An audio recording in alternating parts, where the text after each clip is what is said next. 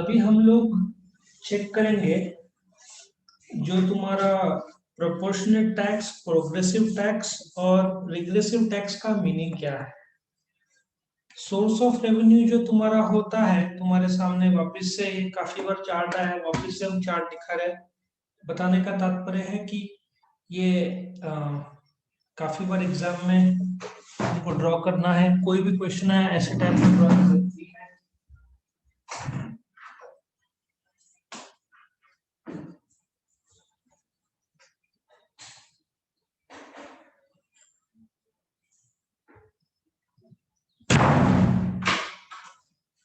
So public revenue के दो प्रकार हैं तुम्हारे सामने। एक है टैक्सेस, एक है नॉन टैक्सेस। फिलहाल तो हम टैक्स के श्रेणी में आते हैं।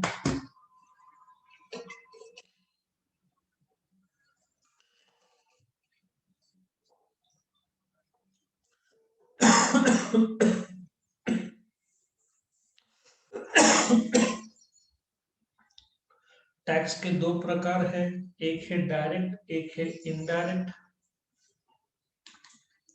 अभी जो तीन चीज हम बता रहे हैं वैसे ये दोनों को असर करेगा, डायरेक्ट और indirect. Let us come to one by one. ये तुम्हारा क्वेश्चन है कि ये तीनों का मीनिंग क्या है। मतलब डायरेक्ट टैक्स को तीन भाग में क्लासिफाई किया है। पहला प्रोपोर्शनेट टैक्स। प्रोपोर्शनेट टैक्स ये ऐसा टैक्स है जहां पे टैक्स सब जगह पे सब इनकम को फ्लैट सेम रहेगा। फॉर एग्जांपल पार्टनरशिप को टैक्स रेट इज 30%। सो जो भी उन लोगों ने कमाया उस पे फ्लैट 30% है। कंपनी को टैक्स फ्लैट 30% है। सो यदि रेट सब इंडिविजुअल्स को या सब इनकम को यदि सेम रहेगा, जिसमें बिल्कुल बदलाव नहीं होगा, फ्लैट रेट है, उस टैक्स को हम प्रोपोर्शनल टैक्स बोलेंगे। इस टैक्स का नुकसान ही ऐसा है कि अमीर और गरीब दोनों को सेम रेट पे देना है। तो इससे नुकसान ही ऐसा होता है कि अमीर को तो फर्क पड़ता नहीं, बट गरीब को काफी असर हो जाता है। सो प्रोपोर्शनल टैक्स आज के जमाने में इनकम पे नुकसानदेह ज्यादा है, क्योंकि तुम्हारा 1 रुपए पे भी यदि टैक्स 20% है और 100 रुपए पे भी, 1000 रुपए पे भी, 10,000, लाख, 10 लाख, करोड़, करोड़ वाला जो कमाता है उसने 20%, 20 लाख भरा तो भी उसके पास 80 लाख, 6 लाख रुपए महीना है। लेकिन जो लाख रुपए कमाता है उससे 20,000 काट लिया जाए, जो उसके हाथ में 8,000 आना था, अभी मुश्किल से कितना आएगा, 6,000 के आसपास आएगा, तो उसको घर चलाने में दिक्कत होगी। सो प्रोपोर्शनल टैक्स फेमस नहीं है। करेक्ट। जो सबसे ज्यादा चलता है वो है प्रोग्रेसिव टैक्सेस। प्रोग्रेसिव टैक्सेस अपने देश में ऐसा बनाया है कि जैसे तुम्हारा इनकम बढ़ता है वैसे तुम्हारा टैक्स बढ़ेगा। जैसे कि जो टैक्स है 2,50,000 तक 10% है। 2,50,000 टू 5 लाख, नहीं सॉरी, 2,50,000 तक नो टैक्स। 2,50,000 टू 5 लाख 10% है। 5 लाख टू 10 लाख 20% है। 10 लाख के ऊपर 30% है।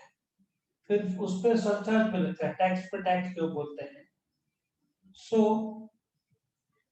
प्रोग्रेसिव टैक्स ऐसा टाइप का टैक्स है जिसमें जब तुम्हारा इनकम बढ़ता है तो तुम्हारा टैक्स भी बढ़ता है।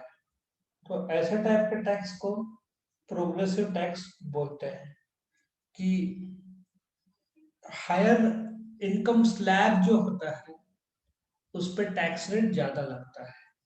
इनफैक्ट 2,50,000 टू 5 लाख 10% है। नहीं 5% है, सॉरी मैंने 10% बोला होगा तो करेक्शन कर लो।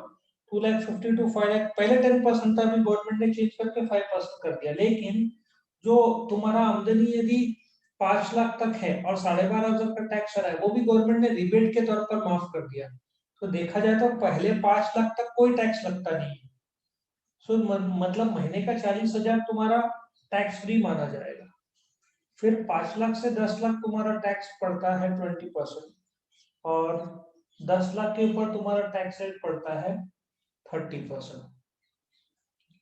आया समझ में कैसे ये वर्क करता है डायरेक्ट टैक्सेस? समझ में आया? प्रोग्रेसिव टैक्स, यस और नो? Yes sir. सो अपने देश में प्रोग्रेसिव टैक्स है इनकम टैक्स में, और लगभग सारे देश में वैसा रहता है। गरीबों को कम टैक्स लगाते हैं, नहीं तो गरीब लोग को ज्यादा टैक्स लगाए तो उसका घर कैसे चलेगा। इसलिए गरीबों को कम टैक्स, अमीरों को ज्यादा टैक्स। इसको प्रोग्रेसिव टैक्स सिस्टम बोलते हैं। मतलब सोसाइटी के लिए प्रोग्रेसिव है कि गरीब लोग को तुम ऊपर ला रहे हो और अमीर लोग को थोड़ा सा नीचे ला रहे हो, तो बैलेंस हो जाता है। और लास्ट का जो रिग्रेसिव टैक्स है, ये टैक्स ऐसा है कि ये तो बहुत नुकसानदेह है कि जितना ज्यादा इनकम टैक्स पेयर का है उतना ज्यादा उतना कम टैक्स लगता है। इसलिए विचारधारा ऐसा है कि तुम्हारा इनकम बढ़ेगा तो टैक्स कम होते जाएगा। बट ये विचारधारा बहुत नुकसानदेह होता है, क्योंकि जो मार्जिनल प्रोपोर्शनल, या बोलते ना मार्जिनल इनकम करके कंसेप्ट है। जैसे तुम्हारा इनकम बढ़ता है, अब शाहरुख खान 100 करोड़ कमाता है, टैक्स 30 करोड़ का 33 करोड़ भी कर दो, उसको क्या फर्क पड़ना है, ठीक है ना। लेकिन यहाँ पे तुम्हारा इनकम बढ़ता है तो टैक्स घटते जाता है।